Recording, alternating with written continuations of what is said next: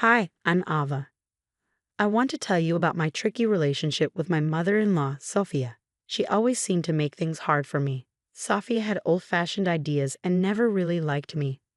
For a while, my husband William and I lived far from them, so Sophia couldn't bother us much. But when William got a job close to them, we had to deal with her more. I could handle Sophia's behavior because I grew up dealing with difficult people, like my own parents. Luckily, William's dad, Benjamin, was always nice to me. But the tough part was that Sophia spent time with my daughter, Luna, who was 9 at the time. Luna loved her grandparents, and they were the only ones she knew well. Since I didn't have contact with my own parents, even though Sophia and I had our issues, I put them aside for Luna's sake.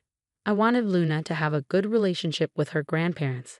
William also cared about family a lot, so I couldn't just cut Sophia out of our lives. Luna enjoyed spending time with her grandparents, but Sophia still caused problems sometimes. Sophia kept criticizing Luna's diet, saying I wasn't feeding her right. She thought Luna needed more nuts for protein, but Luna was allergic to nuts, and even their smell made her sick. I told Sophia this many times, but she wouldn't listen. She said Luna needed to eat nuts to get over her allergy and called me a bad mom. I knew you'd say this, Sophia. We talked to the doctor, and Luna's meals are balanced. Skipping nuts won't hurt anyone, but it could make Luna really sick, I told her. Even after explaining and listening to the doctor, Sophia didn't change her mind. She thought exposing Luna to nuts would help her allergies. I was tired of arguing with her and tired of being called a bad mom. Sophia even tried to get Luna to eat nuts, but Luna knew better and always said no. Feeling more and more worried about what Sophia might do, I decided to talk to William about it. I'm really concerned about leaving Luna alone with Sophia. I'm afraid she might give Luna foods she's allergic to, thinking it will help her allergies, I told him. Don't worry so much, Ava. My mom might have old-fashioned ideas, but she knows her boundaries. And Dad is always there to step in if things get out of hand. Luna loves being with her grandparents, and we can't just stop her from seeing them, William said, trying to reassure me. But Sophia keeps ignoring Luna's allergies. I'm genuinely scared for Luna's safety whenever she's with them without me. We need to talk about this. I can't keep worrying like this, I insisted. Relax, Ava. There's no need to stop Luna from seeing my parents just because of this small issue. Luna loves being with them, you know? And if you're worried about Mom, I'll talk to her. She'll listen to me, William assured me. His words made sense. Luna really enjoyed being with her grandparents, so I couldn't bring myself to stop her. If Luna had ever said she didn't want to see them, I would have respected her decision. But I didn't realize that even William couldn't change Sophia's behavior. Things came to a head at Luna's 11th birthday party. Benjamin and Sophia were invited, and they said they'd come. Sophia seemed really excited, which made me uneasy, though I didn't know why. When they arrived early, it surprised me because Sophia usually avoided being around me. She gave Luna a big present wrapped in birthday paper and said, "Happy birthday, Luna. Here's your gift. Grandma got you something really special." Luna thanked Sophia, and then Sophia said, "Wow, that's a big gift. What's inside, Grandpa?" "I have no idea, Luna. Grandma chose it, and she won't even tell me what's in there." "We'll both find out when you open it," Benjamin said. "Come on, open Grandma's gift and see what she got you. I bet you'll love it, sweetie. I'll be your favorite grandma ever," Sophia said excitedly. "I can't wait to see what you got me, Grandma. I'm so excited." "We'll open all the gifts after we cut the cake, Luna. Let your friends arrive, and once we finish the cake, you can start opening the presents," I suggested. "No, Luna needs to open my gift before cutting the cake. That's why I came early, to give her my special present," Sophia insisted. Despite feeling suspicious about Sophia's behavior, Luna seemed genuinely happy to get such a nice gift from her grandma.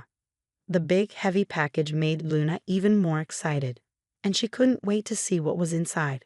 She wanted to start opening her presents once all her friends were there.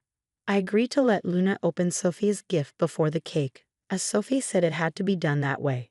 I didn't want to upset Luna on her birthday, so we went along with it. But little did I know what a disaster it would turn into.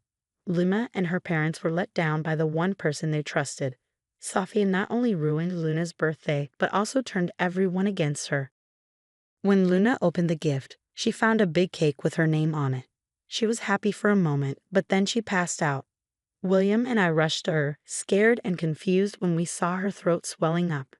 In shock, I watched as William hurried to get an epinephrine shot while someone else called the police. Knowing exactly who was behind this, I confronted Sophia, demanding answers. "What on earth did you put in Luna's cake? What's in it?" I asked, my voice shaking with anger and fear. Sophia pretended she didn't know anything, saying, "I didn't do anything, Ava. It's just a regular cake. I don't understand what's happening. Maybe something you did caused Luna to faint. You've been neglecting her nutrition despite my warnings, and now she's paying the price.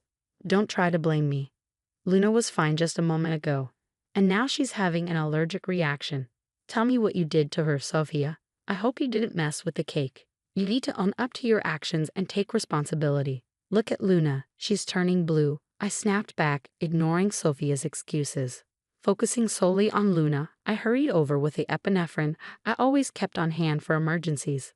Although Luna's swelling went down a bit, she remained unconscious. It was clear that she needed to go to the hospital to fully recover. The room was filled with worry for Luna. Tears welled up in my eyes, and even William looked close to crying. Sophia, who was already in tears, seemed scared. In that moment, I decided to cut open the cake to see what was inside. What I found shocked me to the core. I demanded answers from Sophia, questioning her sanity for putting nuts in the cake. "Sophia, what were you thinking? You ignored my warnings and put nuts in the cake, putting Luna's health at risk. How could you be so careless?" "I only wanted to help Luna, not hurt her. I didn't like that Ava was so strict about Luna's diet. While it's true Luna might have reactions sometimes, I thought gradually giving her nuts could help," Sophia argued. My frustration boiled over when I confronted Ava, saying, "Are you crazy? Our daughter is allergic to nuts. She could have died from this reaction. Who gave you the right to decide how to handle her allergies? Look at the mess you've made. I'm Luna's grandma, and I have the right to take care of her. She'll be fine. You're all overreacting. You're just trying to scare me for no reason. I'm sure this is all part of Camilla's plan to make me look bad. But listen, Sophia, if things go my way today, you'll be in big trouble. Right now, all I care about is Luna's health," I said firmly. Just then, the ambulance arrived with paramedics. They took care of Luna and took her to the hospital, with us following closely. The doctors told us Luna would need time to wake up and would have to stay at the hospital for a day or two. We were all overwhelmed with emotion. I broke down in the hospital, finding comfort in William's arms. After calming down, I called Benjamin to let everyone know that Luna was no longer in danger. When I hung up, I turned to William and expressed my anger, saying, "I'll never forgive Sophia for what she did today. She could have put our daughter's life at risk." I've been thinking about how serious this is. It's unbelievable. Something I wouldn't have believed if I hadn't seen it myself.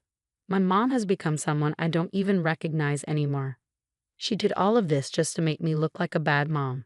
She acted like she cared about Luna's happiness, but she never thought about how dangerous it was for Luna. Even after everything, she still says I planned it all. Today showed me how far my mom will go to make you look bad. I'm so sorry I didn't see it sooner and didn't do more to keep her away from us. I need to protect Luna from my mom's bad influence. I failed as a husband and as a father."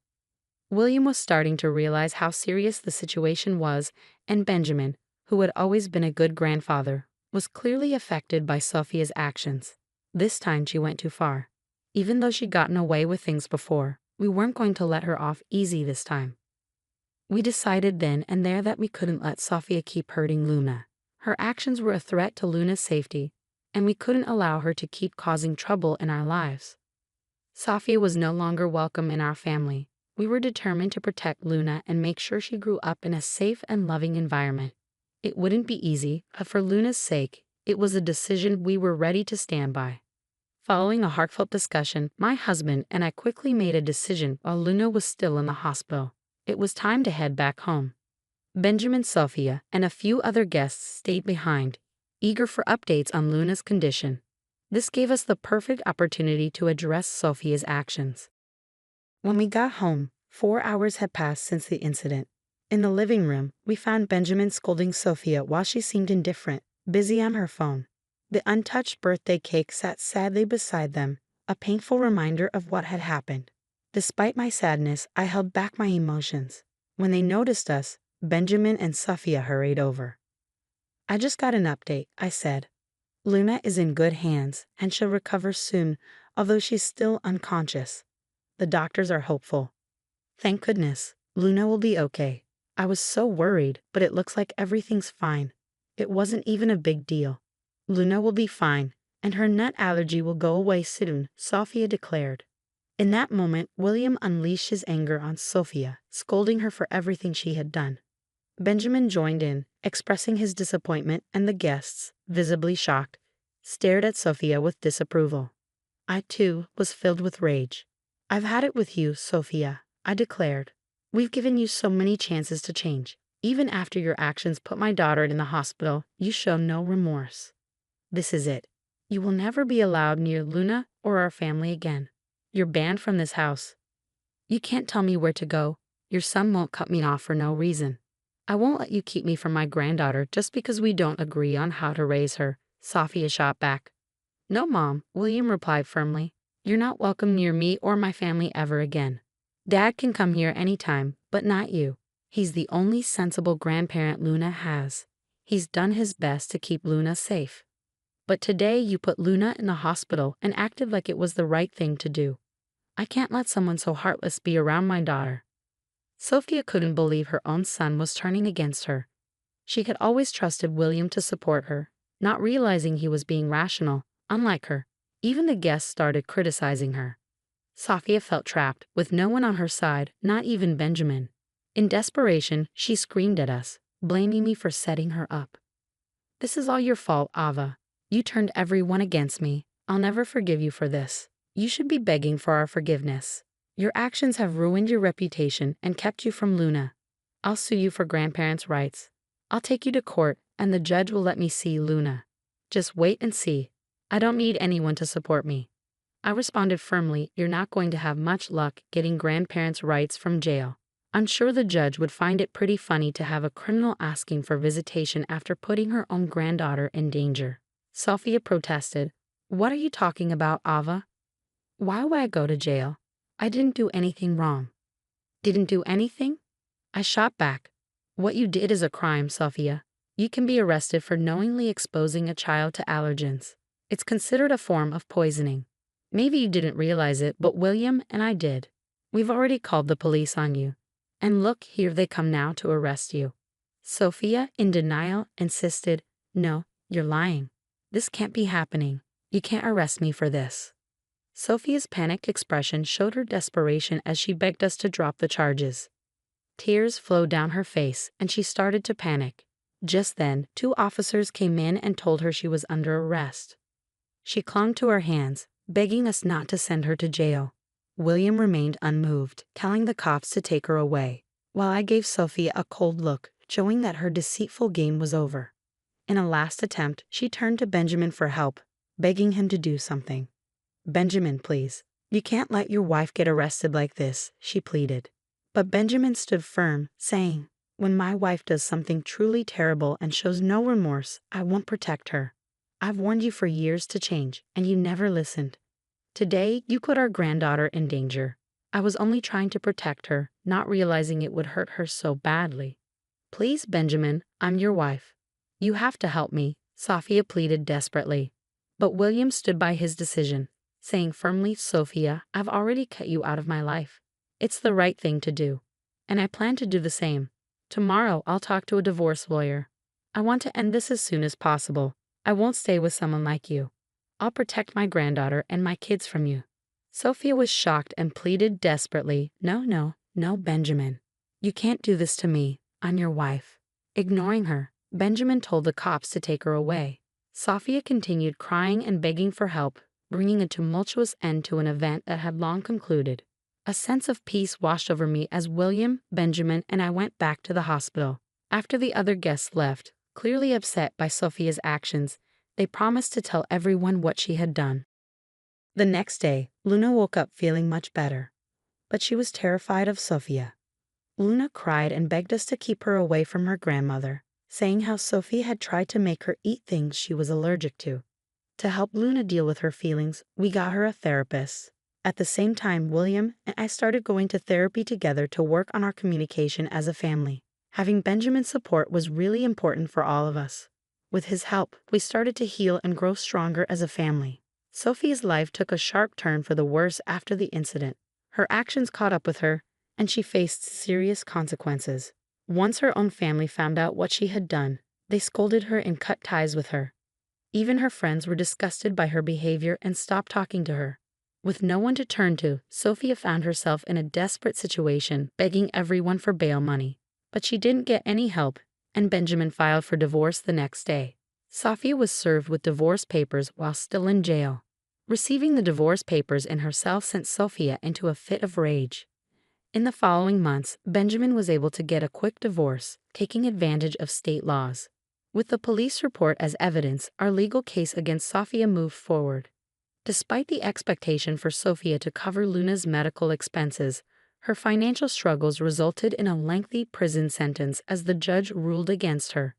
Moreover, we obtained restraining orders to ensure she stays away from our family. With confidence that Sophia won't have the chance to approach us again, we remain watchful. But if by some chance she tries to cross the line, she'll encounter the fierce protection of Mama and Papa Bear, who are determined to do whatever it takes to keep Luna safe.